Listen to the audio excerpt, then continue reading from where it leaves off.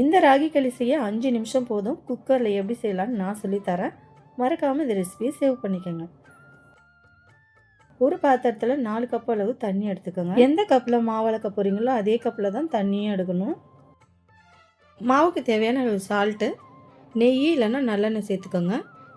இதுக்கு தண்ணி கொதிக்கணும்னு அவசியம் இல்லை. நல்லா இந்த மாதிரி பபுள்ஸ் வரும்போது 2 கப் அளவு மாவு வந்து இதில் சேர்த்துக்கோங்க. கட்டி இல்லாமல் கலந்ததுக்கு அப்புறமா இதை ஸ்டவ்வை ஆஃப் பண்ணிவிடுங்க. ஓரத்தில் ஒட்டிகிட்டு இருக்க மாவெல்லாம் வழித்து விட்டுட்டு குக்கரில் தண்ணி வச்சு அதுக்கு மேலே வந்து இந்த பாத்திரத்தை மூடி போட்டு வச்சுருங்க. 3 to 4 விசில் விட்டிங்கன்னா ராகி நல்லா வெந்துடும். இதுக்கப்புறமா இதை கையிலெல்லாம் உருண்டை பிடிக்கலாம். இல்லைன்னா இந்த மாதிரி கிண்ணத்தில் எண்ணெய் போட்டுட்டு உருட்டினீங்கன்னா பால் மாதிரி கிடைக்கும். இந்த ராகி களி கூட மீன் குழம்பு, சிக்கன் குழம்பு, கருவாட்டு குழம்புன்னு சர்வ் பண்ணுங்கள்.